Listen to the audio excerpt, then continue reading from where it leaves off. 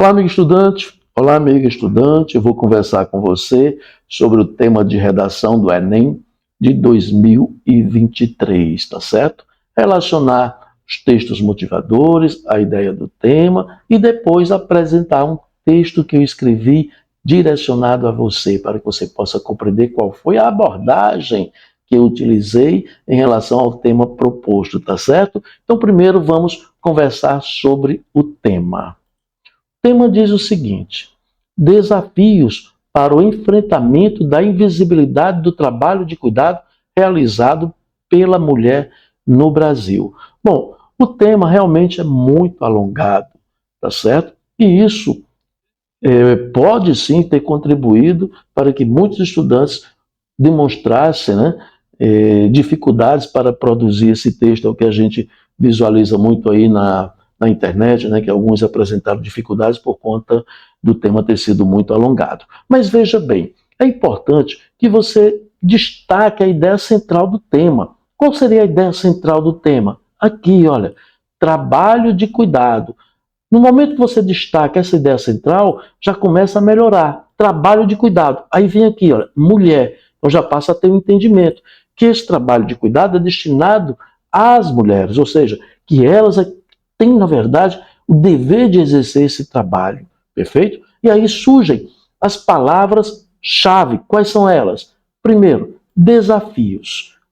E esses desafios estão relacionados a quê? Bom, esses desafios estão relacionados, na verdade, à questão econômica, questão cultural, questão histórica e também a questão da discriminação. Tem que enfrentar todos esses desafios aí. E a invisibilidade? Bom, a invisibilidade estaria relacionada exatamente ao fato de esse trabalho de cuidado não ser reconhecido nem pelo Estado, nem pela sociedade, tá bom? Então, com essa ideia, visualizando o núcleo do tema, visualizando as palavras-chave, então você já teria uma melhor ideia sobre o que você deveria trabalhar no seu texto, que você deveria realmente abordar.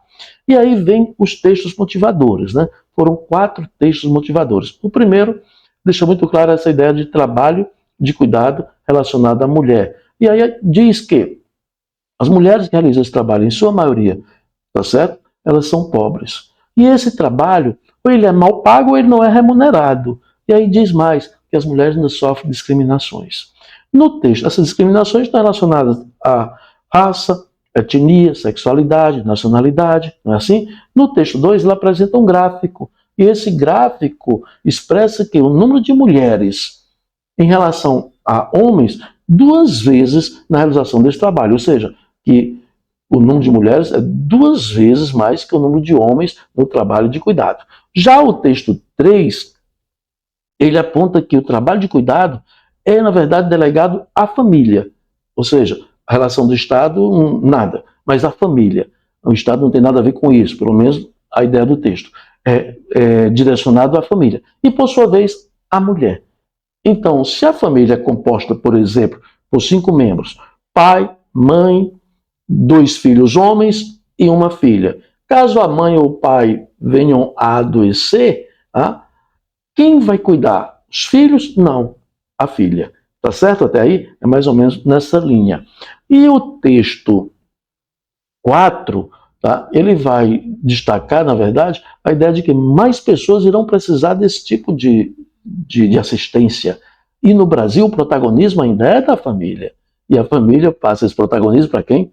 Para a figura da mulher, tá certo?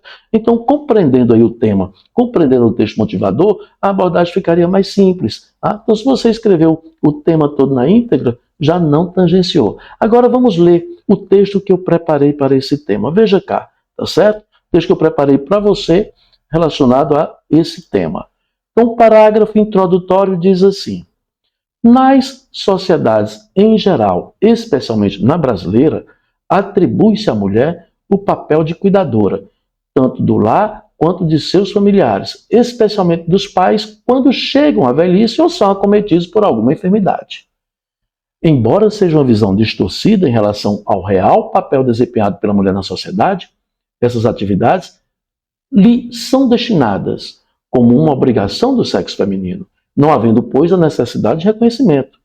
Isso se dá por uma questão cultural e histórica, na qual a mulher cabia o dever dos afazeres domésticos e ao homem de prover a casa. Agora veja bem, aqui ele vai direcionar o foco temático dele, né, para uma questão cultural e histórica.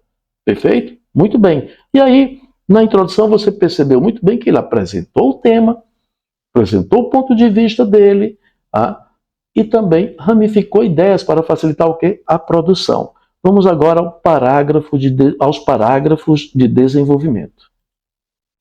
Em relação à questão cultural, vê-se que ainda recai sobre as mulheres o estereótipo de dona de casa, independentemente das atividades laborais as quais exerçam no seu dia a dia. Daí o surgimento da tripla jornada de trabalho, sendo que, pelo terceiro expediente, nada recebem. Ao contrário, são constantemente cobradas e exigidas.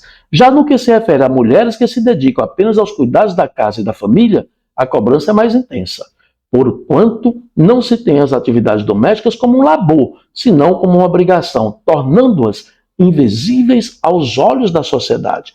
A título de exemplo, pode-se citar a personagem Dona Henriqueta da obra O Tempo e o Vento, de Érico Veríssimo, a qual dedicara a sua vida aos trabalhos domésticos incansavelmente, a ponto de a filha, mesmo após a morte da mãe, escutar o barulho da rouca a rodar.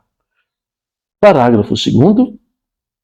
Além da questão cultural, o fator histórico contribuiu sobremaneira para a manutenção de uma ideia equivocada de que as atividades do lar são de competência exclusiva das mulheres, em especial das que detêm o menor poder aquisitivo. Essa postura advinha de um pensamento patriarcalista enseja mudanças de paradigmas, cuja ruptura deve partir.